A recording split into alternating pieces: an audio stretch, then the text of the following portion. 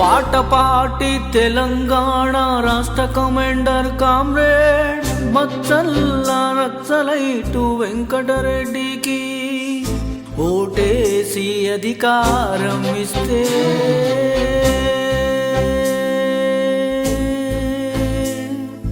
తెలంగాణ ప్రజలందరినీ 25 ఏళ్ల వరకు ఫెయిలనేది లేకుండా సైన్సు చదివించి శాస్త్రవేత్తలుగా మారుస్తాను, చైతన్యవంతులుగా మారుస్తాను. దేశం కోసం పుట్టాడు, దేశం కోసం నవ్వుతూ చనిపోయాడు. భారతదేశాన్ని వేధిస్తున్న బ్రిటిషు అధికారిపై బాంబు వేసిన మొదటి సాహస వీరుడు ఖుదీరాం బోసు. ఈ కారణంగా అతనిని ఉరి తీసే నాటికి అతని వయస్సు కేవలం 18 సంవత్సరాలు మాత్రమే.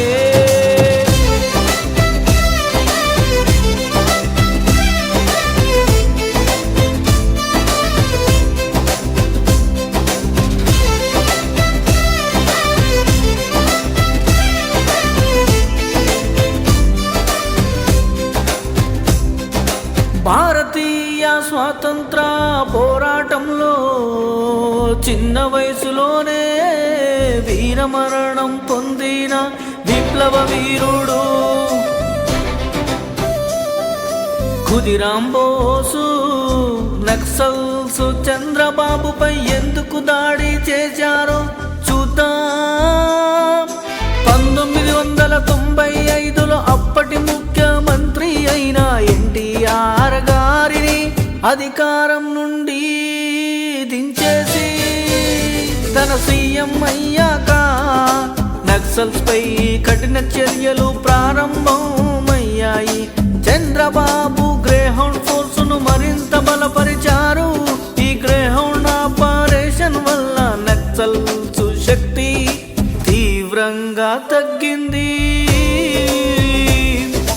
అప్పట్లో నక్సల్స్ లీడర్లపై జరిగిన ఎన్కౌంటర్లో వారికి పెద్ద దెబ్బ అయింది. నక్సల్స్ ఉన్న ప్రాంతాలను గుర్తించి రోడ్లు, విద్యుత్తు,